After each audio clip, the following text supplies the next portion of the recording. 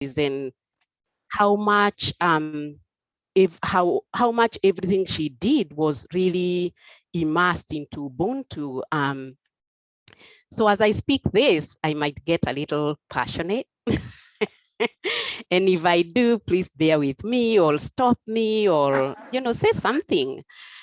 So I'm coming to this topic, therefore, as an insider, and I've lived and practiced Ubuntu and the Ubuntu way of being from when I was, for as long as I've existed, really. And it's been my journey, it's who I am. And I live Ubuntu. My way of being and how I interact with people, how I teach, how I am as a person is really very highly informed by Ubuntu. In my language, I speak a couple, but my mother's, I speak 7. But in my mom's language, which is called Kikuyu or Gikuyu, we refer to Ubuntu as Omodo. So it's a little different. In Swahili, we refer to Ubuntu as Utu, UTU. So you can see that there's a connection. Like a lot of my people are said to have migrated from West Africa before they moved into Kenya. And you can see that there's quite a bit of overlap in the terms that we use. So the meaning of Ubuntu, or what really is Ubuntu about? Many of you, I know, have heard the term Ubuntu, but this concept and this philosophy is really very widespread, especially within sub-Saharan Africa. I have been attempting to find the terms that they use in the North because I know that they are there and they exist, but I don't have very good connections, and because of not being able to speak the language, it's been kind of like a work in, I've been working on it. But when you look at the map of Africa and you look at sub-Saharan Africa, you can see all the terms that are used to reference Ubuntu. So we have Omodo, as I stated, in my community. We have Utu in Swahili. We have Ubuntu, Ubuntu, Gimuntu, Bumuntu. It's, again, a term that is very widespread. It is, but of course, the one that is most known by most international people, it is the Ubuntu, which was really popularized by Nelson Mandela and Desmond Tutu. They utilized Ubuntu after apartheid in South Africa to kind of like bring reconciliation among the people of South Africa. So the term that is normally mostly known internationally, and the one that we are using for the global agenda, is Ubuntu. But all these other terms that you see on the map refer to the same concept, same philosophy, same ways of being all over the continent of Africa. And so then I'm sure, like, many of you are asking, like, so then what is this Ubuntu and why is it important? What does it bring to social work and to social work practice? Ubuntu really, I would describe it as both a verb and a noun.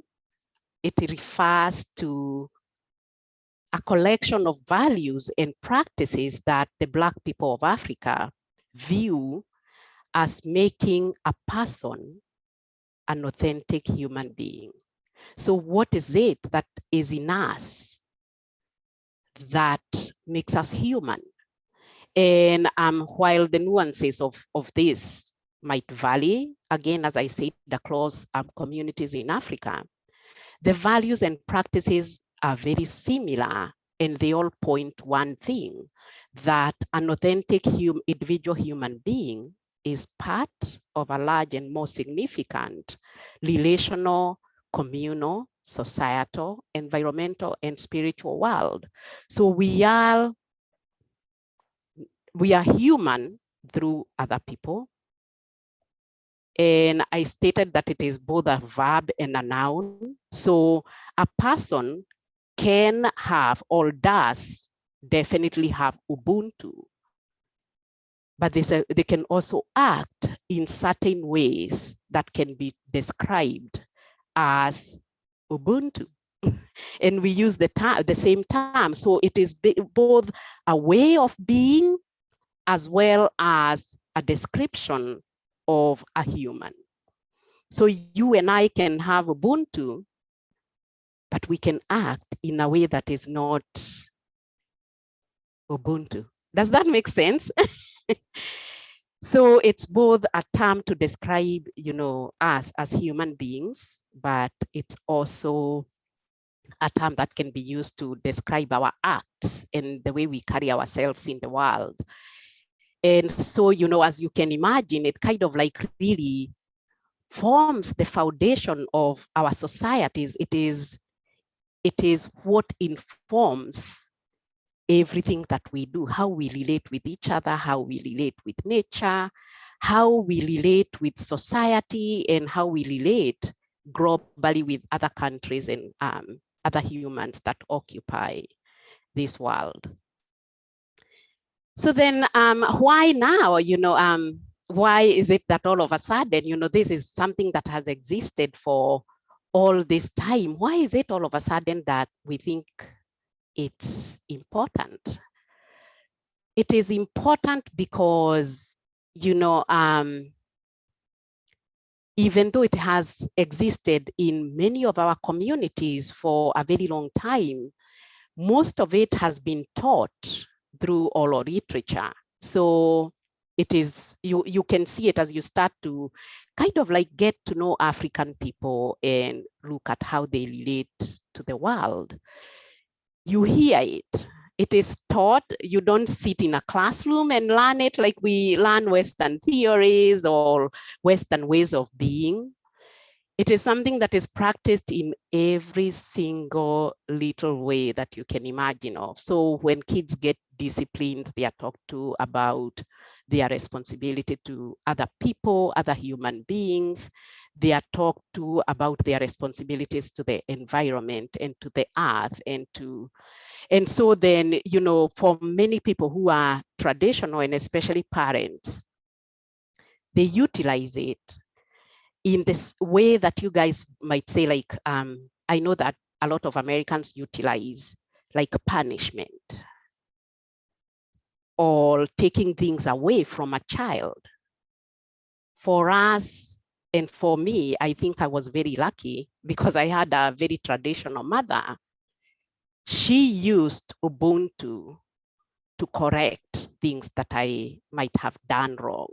So the way she used this is she wanted all of my actions to be informed by Ubuntu. So how is this act impacting on other human beings that share the world with me? How is it impacting the environment? So we didn't, for me, at least I didn't get any kind of physical punishments or any punishments really of any kind. What she did is very gently collect me using and utilizing values from Ubuntu. So when I did something that was contrary to being human, and I showed that I didn't, for a certain act, did a certain act that didn't show Omodo, she would sit me down and we would have a conversation, how do you think this behavior impacts the people that you live with, the people that share this world with you? So it's sort of like, rather than a reward and a reward system, she created this sense of responsibility for myself, for her, for my family, and for my community at large, as well as the environment. And that is basically what I would say Ubuntu really is.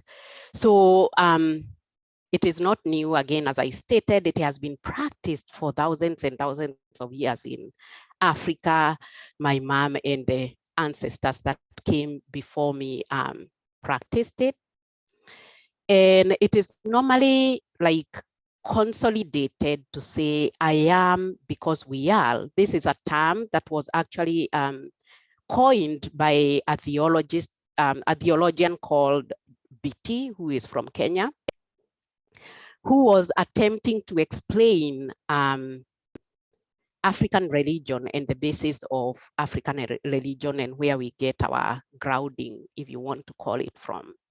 So I am because we are, and because we are, therefore I am. So I cannot exist as a human if you don't exist.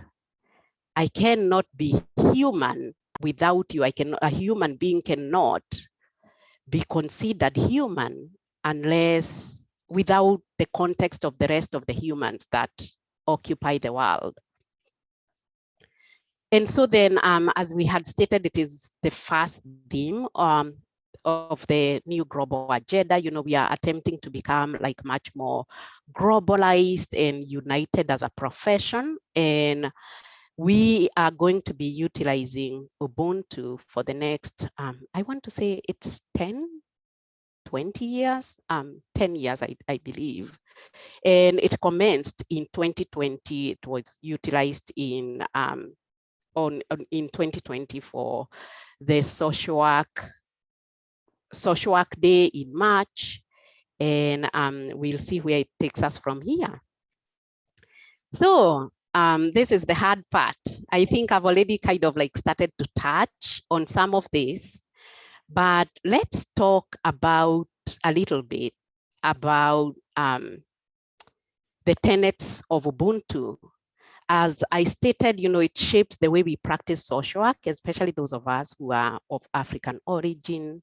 There's quite a bit of things that are very, you know, that are parallel between Ubuntu, not parallel, I mean, that are very similar between Ubuntu and the values that are encompassed in Ubuntu and social work. And we are going to be talking a little bit about that. So Ubuntu permeates all aspects of humanity and our humanness and our way of being. To be human is to be Ubuntu. So let's about some of the underpinning values. Ubuntu is very focused on justice, responsibility, as I had stated before, equality of humanity and humanness. You know, nobody has more humanness. No more, you can't have more Ubuntu than any other person. We all have it by the essence of being here and collectiveness, you know, so collective responsibility for each other, relatedness and human relationships are very important, reciprocity and being able to help each other and walking this journey together as human beings, love, respect, helpfulness, community, caring, dependability, sharing, trust, integrity, unselfishness, and social change. So you can see that there's really quite a bit that it covers, and a lot of this is very similar to some of our social work values. But the other thing that Ubuntu states is that people's identities or people's Ubuntu-ness, if I can say, is continuously developing, you know, so it's sort of like a journey that we take when we are born and we work on it. It is a process. It is not a state that you get to. You know, you don't get to a point where you are like, oh, now I have maximum Ubuntu and I have nothing else to work on. I'm good. I'm as human as can be. It is a continuous process of life that you continue to work on it and get better as you go through life. So it is a continuously developing process in the context of relationship with other people, with other humans. And through supporting and nurturing others or one's own identity, then your quality of life is enhanced. So, you know, as we go through life and we learn to become better human beings through the relationships that we have with each other. And that enhances the quality of our quality of life. And if you know, like you can see how that really applies to all of us, no matter where you are. You know, if you have a big, huge mansion on the suburbs of Philadelphia, but your neighbors are not doing well, it's going to impact you in one way or another as a human being. It's going to, and it's going to impact your quality of life. You're going to have to build fences and put up cameras and do all these things to keep away your neighbors. So what happens to you and what you do impacts every single other human being that exists, whether you are able to see it directly or you cannot. So you can see that there's a very huge spiritual base to this. And the other beautiful thing that I love about Ubuntu is that it focuses on the inclusivity of everybody within a community, their responsibility to others and to the well-being of the environment to ensure success for their own and their future generations. So again, I'm going to go back to the spiritual basis of this, you know, for us, because for us, when we think about life, we don't just think about life in the present moment. We think about life in the past and in the future. You know, we talk about life in both the past and the present and the future. And sometimes I know it can get very confusing for people who have grown up in the Americas and many other Western countries, because sometimes they don't get it. But for us, we are part of our ancestors that have been here and have walked this earth before us, their experiences. And I think some of this is starting to come up in social work literature, right? We are starting to talk about intergenerational trauma and historical trauma. And so this is something that Gikuyu people, or a lot of the people that practice Ubuntu, have always known, that we are products of our past, even when, you know, like the past is not like right now during our lifetime. And our present is going to be impacting the generations that are going to come. So, you know, every single human being, no matter what they have or don't have, no matter what their sexual orientation is, no matter who they are or what they look like, they are included in this conversation. Ubuntu includes everybody. And this can be seen again in terms of like thinking about gender, for example, and the pronouns that I see many of you utilizing. Most of our languages do not have gender pronouns because a human is a human is a human. So you might be a human who is female and you will be described as that, a human, modomoka. That is what we would say in my language, a human who is female. Modomorome, a human who is male. But you're human first. And when I interact with you, I should put that humanness before anything else. So that should be my primary focus, is your humanness and making sure that I'm preserving your humanness as we interact above anything else. So if you're a human who is angry, I'm reminded by Ubuntu to focus first on your humanness and that the anger is secondary. If you're a human who is sad, I'm going to focus on your humanness first before I think about the emotion that you're expressing at that minute. So for us, we are taught to center the humanness, the omodo first, the utu, before anything else.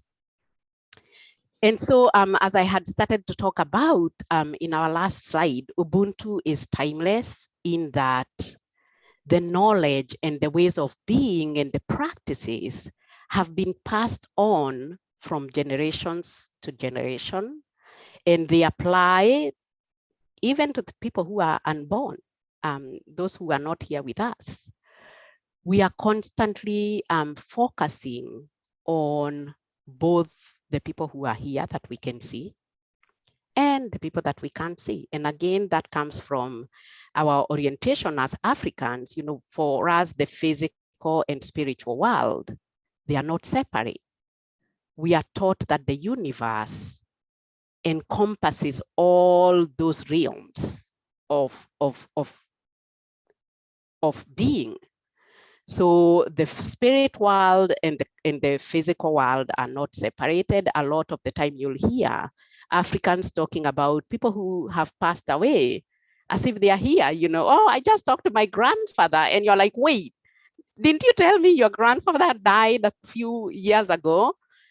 It's, you know, for us, the people who have passed on, especially if they were known to us, they do not cease to exist when their physical body dies. They continue to exist in our hearts, in our minds, in our spirits, and so then they are considered to still be here. So, you know, again, it's been passed on from generations, it's interconnected, and our individual identity and contributions are not denied, but seen as essential parts of the whole. When you think about the digestive system, for example, you cannot separate the mouth from your stomach, from your intestines, right? They are part of a whole. And when one of those parts is not working well, we see the impact all through your digestive system. So we think about human life and human beings and our identity as humans in the same way. And a successful human or modo is defined as one who is committed to supporting others with integrity and authenticity. So again, we are constantly taught as children to finesse, you know, to sort of like look up to becoming the best versions of human as we can. So every single day you are kind of like working on becoming better than you were yesterday in terms of how you relate to each other, to other people. But I know that some of you might be worried about individualism because America is such an individualistic culture and country. Don't worry. It doesn't ask you to completely erase who you are and to sort of like overlook any differences between you and other humans. It says that we can coexist and still work together when we embrace both our uniqueness and our differences, as well as, but use it and utilize who we are to make meaning of our communal experiences. So you take your differences, you're not the same, it's okay. In fact, individual identity is really celebrated. But the goal is to use that individual identity and who you are for the betterment of the all of us. So rather than looking at differences as something that is negative, we are asked to interpret other human beings that we interact with and appraise them positively. So we look at those differences in a very positive manner and attempt to build understanding through dialogue. You know, Africans can talk forever, right? We talk and talk and talk and talk because dialogue, we consider dialogue to be very, very important. And then make meaning out of like about our communal experiences and forge a way forward that would be best for the whole. So I'm not just thinking about myself. I have to think about myself in consideration of everybody else and what's best for all of us. I think this was best. This was quite like an issue, especially when we were thinking about the epidemic. You know, I spent most of my summer in Kenya creating a social work program at one of the universities, creating a couple of social work programs actually. And one of the things that struck me like right when I got off the plane is how much every single person in the country took COVID personally.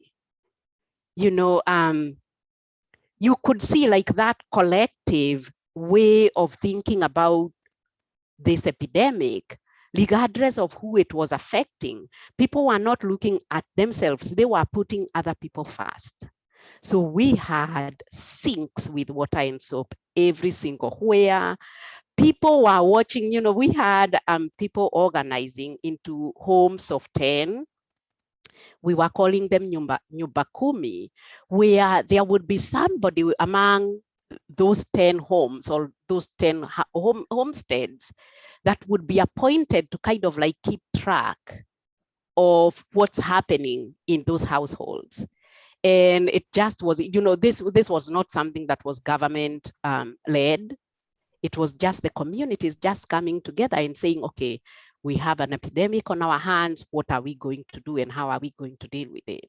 So you can see it in many small ways and in other very big ways when things happen.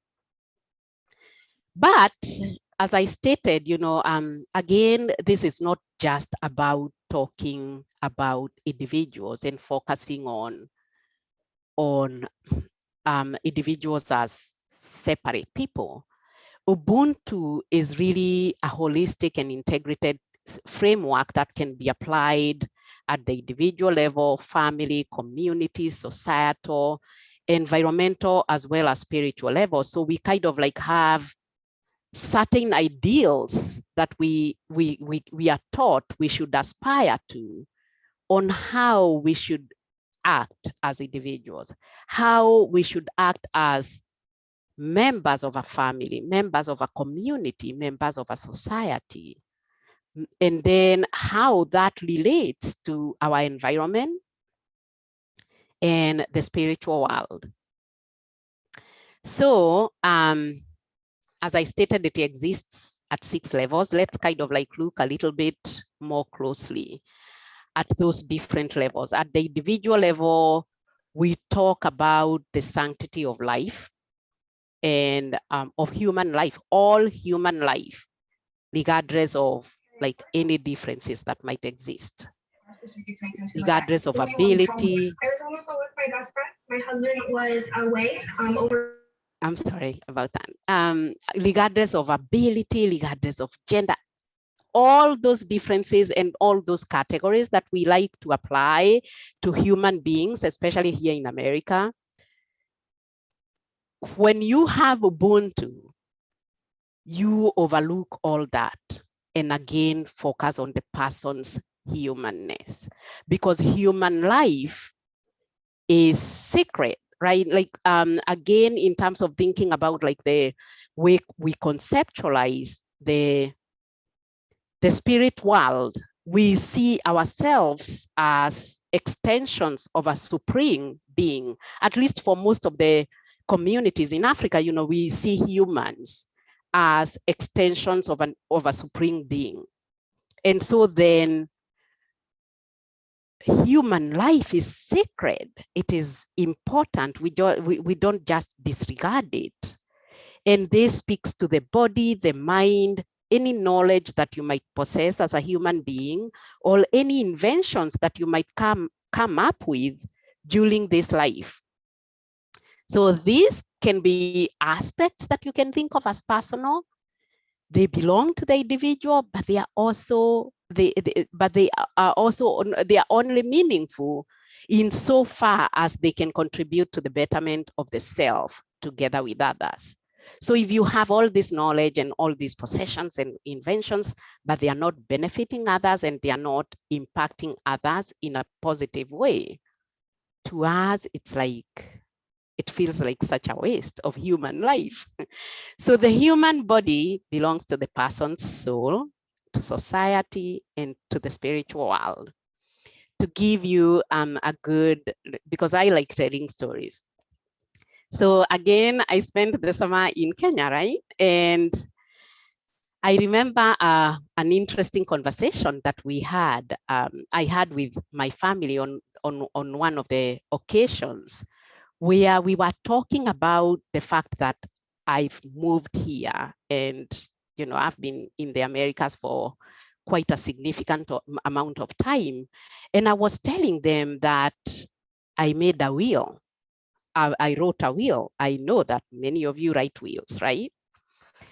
And so in that conversation, I informed them that in my will, my plan is to be cremated.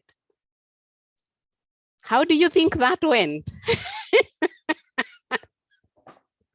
That did not go well at all because they were like, how dare you, right? Who do you think you are? They said, your job is to die. Your only job in that conversation is to die. And then the rest, it's us who are going to decide. And I sat for a moment and I thought, like we laughed about it, but I thought that is so true. Like I'm not the owner of me. I'm the owner of me in relation to other people. So I can't just like and when you think about it, like some of these things, like for us, we normally say that grieving and the rituals that normally come with funerals, they are for the people who are living, not for the person who is dead. Like you are already dead, you're gone, right? Your physical body is gone. But this is meaningful to the people that you are leaving behind. And so then, I had a moment of reflection where I was like, oh, that did sound quite selfish. I'm not going to change it, but I did because of the context, but I did think that was, they had a point that I was acting almost as if I only belonged and I was only answerable to myself, which is contrary to my Ubuntu upbringing. And then we have the family level. In Swahili, we call this udugu.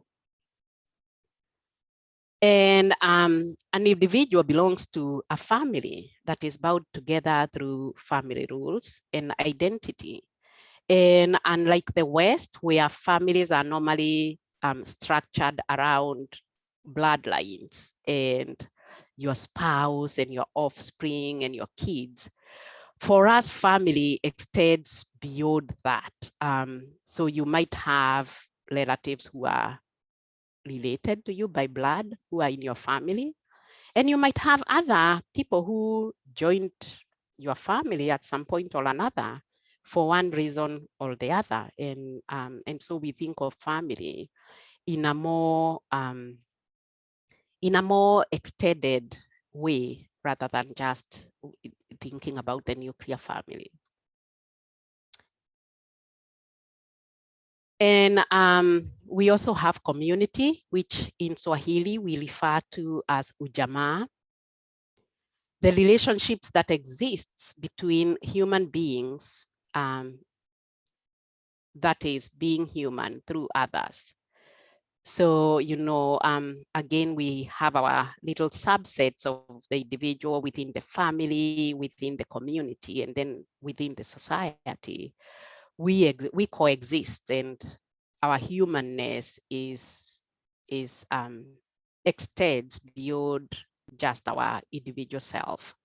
We have society and the relationships that exist in society that are social and economic and political and all those other structures that we've kind of like built.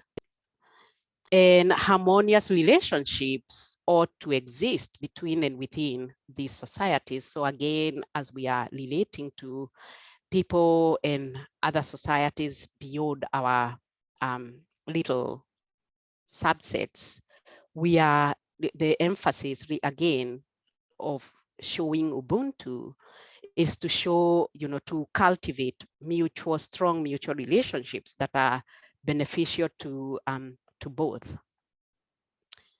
And we also have the environmental level or aspect. In Swahili, we call it mazingira.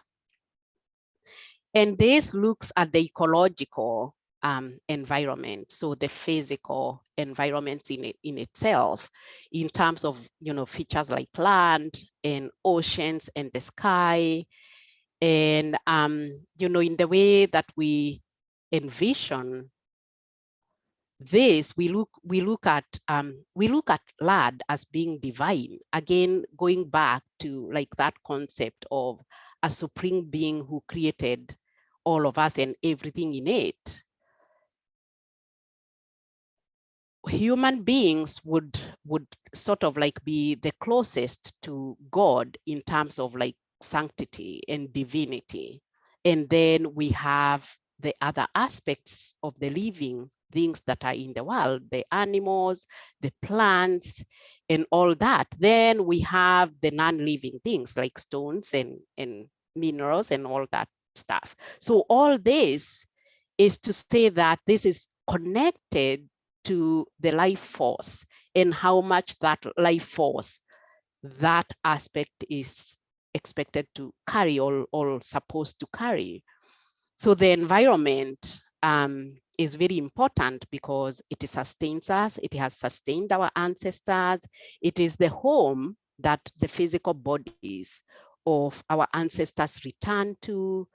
And so, it is to be treated just like you would treat a human being, with respect and preserved. And, unlike some of the Western ways of looking at this as the environment is there to be exploited, for us, we look at it as the environment is there to help us. It's a back and forth. It's a symbiotic relationship that we maintain with the environment.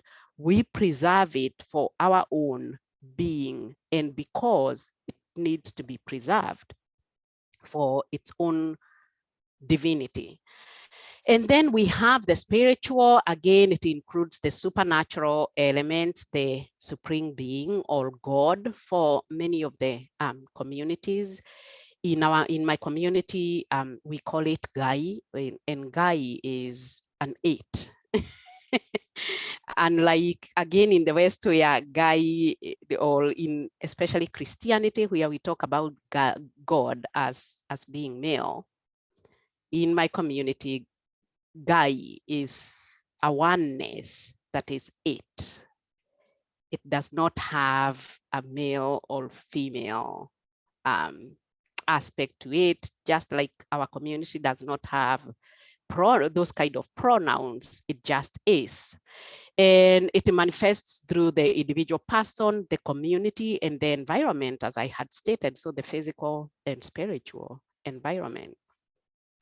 So in summary, the individual is part of a larger group, which is the family.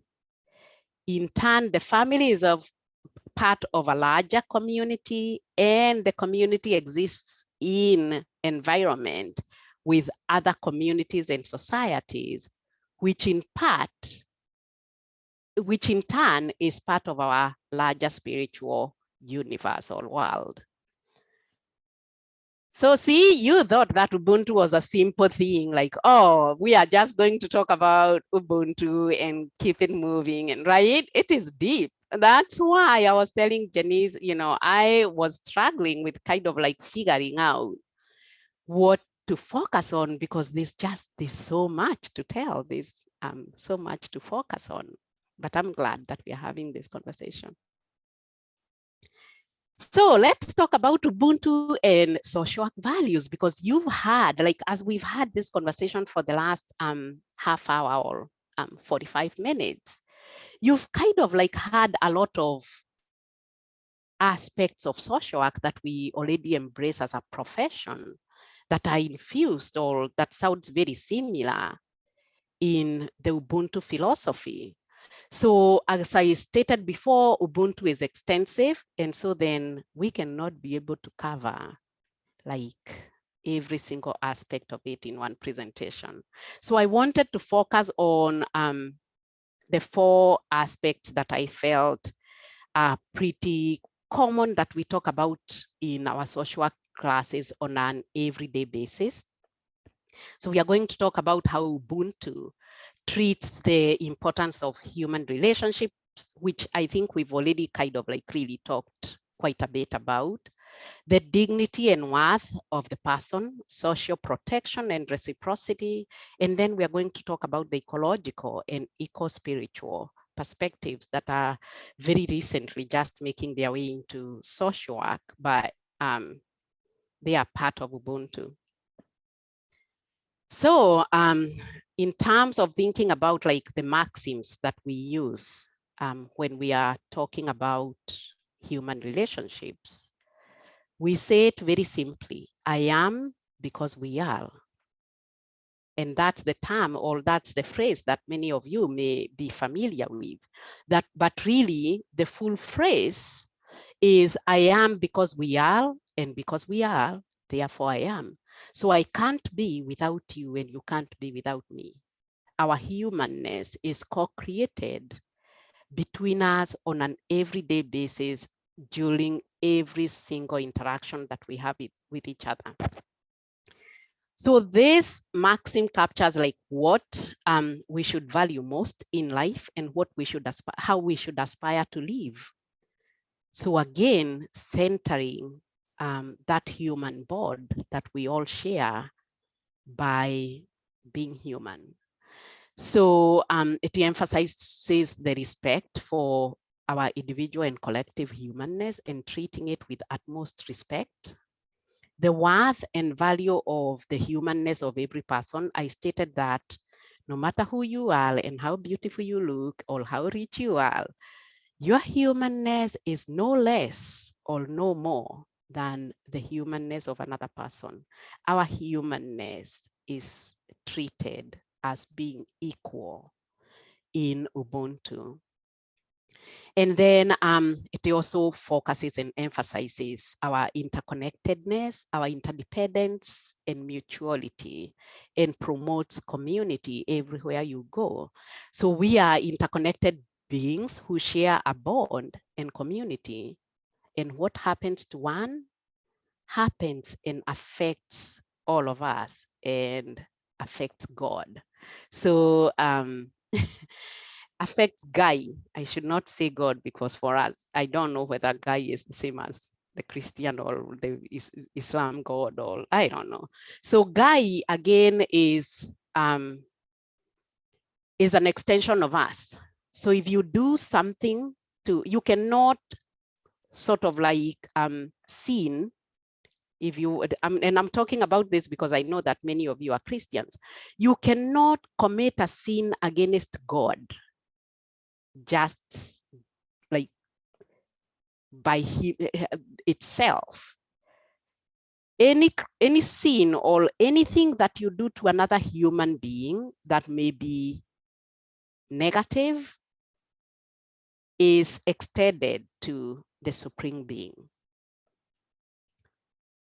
And so then, as you can imagine, when it comes to forgiveness, even when we know we've sinned against, another human being, we've sinned to God. So because humans are an extension of God. So again, looking at human relationships, another maxim that we normally use is umoja ni nguvu. And this basically means unity is strength. It is Swahili. And this maxim promotes sharing and giving and working together and solidarity, forgiveness of each other, but it also extends to structural issues that affect our societies, because again, if we have any structural issues that are affecting any human, then the suffering of that human affects us. And so emphasizes working not only on the issues that are affecting individuals, but also the structural issues that exist in society. This also promotes working together, so our collectivity and communalism in problem solving, and emphasizes the importance of family and community. And it encompasses personhood, selfhood, and humanness all in one. So our ultimate goal in life should be to become a complete person, a true self, and or a genuine, authentic human being in community with each other. And the other maxims that you probably might be familiar with or you've heard about, ujamaa, that also again speaks to our collectiveness, harambe, and in my language we say gutire mundu weiganaga. There's no self that is enough in and by itself. Ubuntu also focuses on the dignity and worth of the person. Humans are worth because they have the capacity to relate to others in a communal way. But I did say that, like, expressing our humanness is a process. It's not a destination that we get to. We are kind of like constantly working on it. And so then our humanness is not based on our ability to exercise that capacity. What matters more is that capacity in and by itself. So your worth as a human being exists because you, first of all, exist as a human, so you have Ubuntu, but you also have capacity to express and practice humanness. You have the capacity to act in certain ways that are seen and valued in society as portraying humanness. So even those who have misused their capacity for community by acting in ways that we would not approve of in terms of our collective well-being, they don't lose their dignity or their worth. And that this can be expressed in a proverb by the Luba people of Congo that says, Muntu I kwapanga kwa vidie. A human being is a divine creature. So we contain or possess innate dignity, and because of that, then we are deserving and worth as humans. And we can also earn dignity again through associating and knowing and financing how to live well and peacefully with other people. And when it comes to social protection and reciprocity, you know, among Africans, reciprocity is very, very important. We depend on our social networks and our social capital, as we normally call it in social work, a lot for two objectives. One, because we believe it's the right thing to do. So in Swahili, we say, tenda wema nenda zako, which would directly translate to do good for the sake of goodness itself. And then we also do it because we hope that one day when we are in need, the community will also rise up and help us in turn. And again, we state because we cannot be, we are not enough just by ourselves. Ubuntu considered social protection as a living participatory platform in which community itself is the primary form that provides care and advances development. So unlike in the West, where we tend to intervene at the individual level and we have certain responsibilities for individuals, Ubuntu would put that responsibility on the community itself. So based on traditional learnings, the progression of knowledge includes ongoing communal evaluation of current social concerns, as well as risk analysis of what might happen in the future. And all the members of the community, regardless of ability or disability, are important and essential in acting to prevent harm and to kind of like make the community better.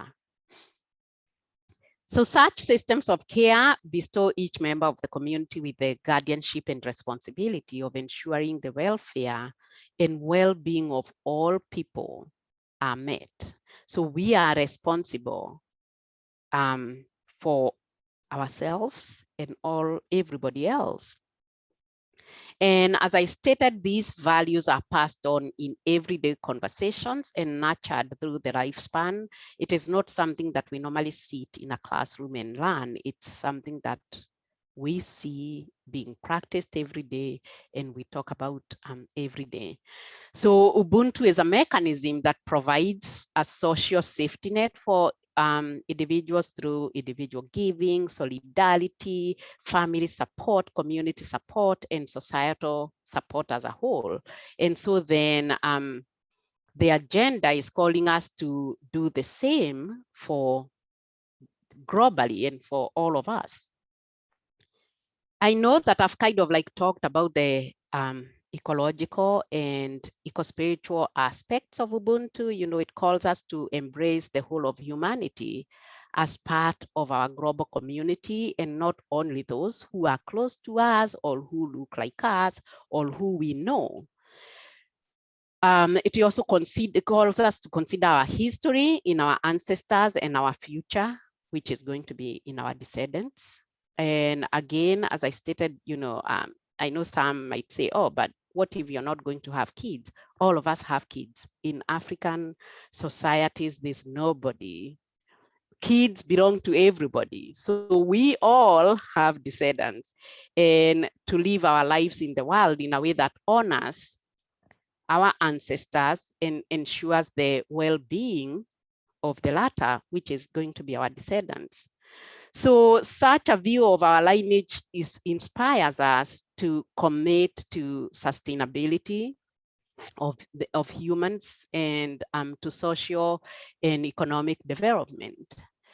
Ubuntu also calls us to consider the earth as a member of our community. Again, I think I had spoken a little bit about this because earth is a divine being with whom we have a reciprocal relationship. We take care of the earth, not only for past and future generations, but also for the earth's own sake.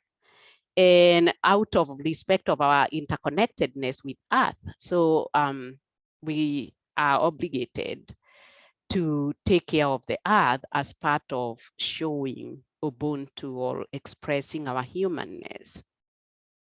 And this view reinforces, you can see that it reinforces the current emphasis in social work on ecological and environmental aspects, as well as the spiritual aspects of social work. So in conclusion, I know that I've been talking for a long time and I can't wait to hear your questions. We need to look at Ubuntu holistically beyond the individual to include the more holistic and as a more holistic and encompassing philosophy. It offers us values that we should incorporate into social work globally as they relate well to our profession. I think they are a very good fit. And regardless of our culture, nationality, or setting, the learnings of Ubuntu can have meaning for all of us, especially as we interact with clients and each other in our social work practices. So Ubuntu can expand our understanding of the profession's principles, focusing them on human relationships, making them more holistic, not just for the individual, but also to what every individual needs. A community that cares for all of us and for each one of us. And that is where I'm going to conclude my presentation. And I do have some references if anybody would like them. And I'm ready for questions and comments and all that. I know that you guys have been listening for a long time. So bring it on. Thank you, Dr. Oganji. We have about 5 minutes. So if we have Oh 2 my or 3 gosh. questions. Right. Questions, comments. Hi, I don't have a question, but I do want to say fantastic presentation. And I could definitely see how what you're saying correlates a lot with social work. I find a lot of value in the words you said and presented.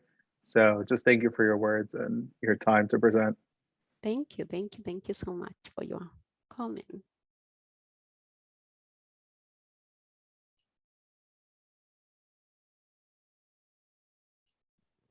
I thought it was so neat to hear the levels, the individual, community, environmental. I feel like that is really applicable and transferable to our social work practice at a micro, meso, macro level. Right. So I hope to lead some conversations in my classes about that. So yeah, and you know, we kind of like sometimes tend to look at those levels as separate. You know, there's so many times that I hear from my social work students, oh, I came to social work school because I want to have a private practice. As if it, you know, like I'm going to do micro or I want to do macro. They are not separate, they are interconnected, right? And we forget that, and Ubuntu kind of like reminds us like, hey, it doesn't exist in separately, it's all part. Like we should embrace that complexity of the interrelatedness and the interconnectedness of it all. Please come visit in one of our social classes. Oh, I will. Thank you so much for Isabella and Meleli and Courtney and everybody else for your comments. Go ahead, Melissa, you wanted to say something? Yeah, I don't know if you can hear me very well. I can, yes, very well. Okay, thank you. First, wonderful presentation. Just, I really resonate with all of the philosophies that you spoke of and how to integrate it into our practice on all these levels. I do a lot of social justice activist work, and I was thinking how to integrate this as a way to change the way we do our work. And I'm not, I'm not sure how to present it, but it just reminds me so much of those that came before me in civil rights movements here for like nonviolence and, having a lot of community connectedness coming together in mutual aid. Do you have any ideas of how to integrate this with activism, social justice work? Actually, thank you for that question, because in the last year, I have utilized it. So I've kind of like combined Ubuntu and the philosophy of Ubuntu with African dialogue. And I have been creating a model that I've been utilizing to facilitate interracial conversations. So we've brought together several groups of people that include like the people that we normally refer to as white and minority groups. And we've utilized this model to facilitate conversations between the two of them, these two groups, or if you want to call them, they are not opposing, and to kind of like, again, emphasize centering the humanness of all of us as the primary, so then as you're having these difficult conversations, we ask them to forget their differences for a minute and center their humanness and interact from that perspective. I love that model so very much. And I would so be interested in reading anything that you write about this. Are we able to reach out to you with further questions? Yes, please do. Because, I love having these conversations, because as you talk about these things and have people ask you questions and critique your way of thinking, it gets better, right? So I would love for you to reach out. I would love to have more conversations about this. I have a paper coming up that should be getting, that is in press, that relates to the dialogues that I was talking about. It will be released pretty soon. So if you give me your email, I'll send it your way once it's out. Oh, thank you so much. Most But I definitely, would will. love to be able to talk more and to, because, and the reason why is because, in my opinion, the way I've seen race conversations happen in this country, a lot of the time I've not found it to be very productive. I feel, and this is my perception as a newly Black person, as I like to call myself, I notice like that this push and pull, right? Like it's me against you. And also almost as if we are enemies, like we do not have anything in common. And so for me, I attempt to bring people to think about the humanness of all of us and how this affects us no matter who we are. And so then have authentic conversations about how you experience racism as a white person, as a white woman, as a, and how I experience it as a newly Black person, how somebody else might experience it because their ancestors were slaves, and Yes, thank you so much. Yeah. I thought it was. Oh, I'm sorry. go ahead. I We have just time for a quick comment. Yeah, real quick. I thought it was very interesting how at the heart of all this is just being human. Mm-hmm. I'm adopted. I was raised in a white family, Jewish, Hispanic, and I remember my biggest fight with my family was when we had to fill out a document and it said race. And I didn't feel like I was part of any of the races listed there because I was like, I'm a human race. Mm-hmm. Like, why isn't that a choice? Right. And I find it very interesting that as a child, that children, I think, are born more connected with this philosophy. And as the outside factors take them away from it and make them more individual. And so to me, this is refreshing. And I appreciate it. And I can't wait to continue to apply it in my life. Thank you. Thank you so much. Thank you. Thank you, Arlo. And good point. Even when I fill those forms and I have to write what my race is, guess what I normally choose? I normally pick other and then I write human being. I never knew there was more than one race. Like race is human. Mm-hmm. Right. We are human. That's about it. Whenever we break it down to something else, it's not for the right reason. Right. That's always the point. Thank you. Thank you for sharing that. I think we could talk about this all night, and I'd love to. I want to be mindful that people probably need to quick run to the bathroom. But Dr. Ogunji, thank you so much. Thank you for having me. I am so excited. I think we are all excited to see your work, and this theme is our theme, World Social Work theme for 10 years till 2030. So I think this is not the last time that we will be having this conversation, and I think your work will really be useful in helping us apply Ubuntu in our social work practice. So thank you so much. Thank you so very much for having me. I really enjoyed being here. Great. And everybody else, you can take a quick 10-15 minute break and proceed to your next Zoom link by 6 o'clock. So thanks again, Dr. Oganji. Thank you. You're welcome.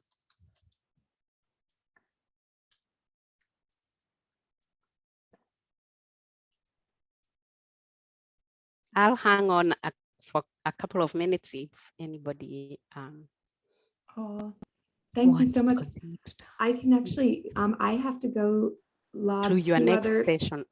because I have to, as the person who set the Zoom sessions up, I have to log into the other two to make sure people can start setting up their stuff. But I'll make you the host in case anyone has any questions. All right. Yeah, or you already are a you. host. So if I Oh, I leave, am a co-host. yes, so if I leave, I won't end the meeting for all. I'll just leave the meeting. So All thank right. you. I'll talk Thank to you in the so next much. couple of days. I'm hoping we All can meet right. maybe sometime next week or the Thank following you. week. Thank you so much. All right. Thank you, Wanja. Bye. Bye.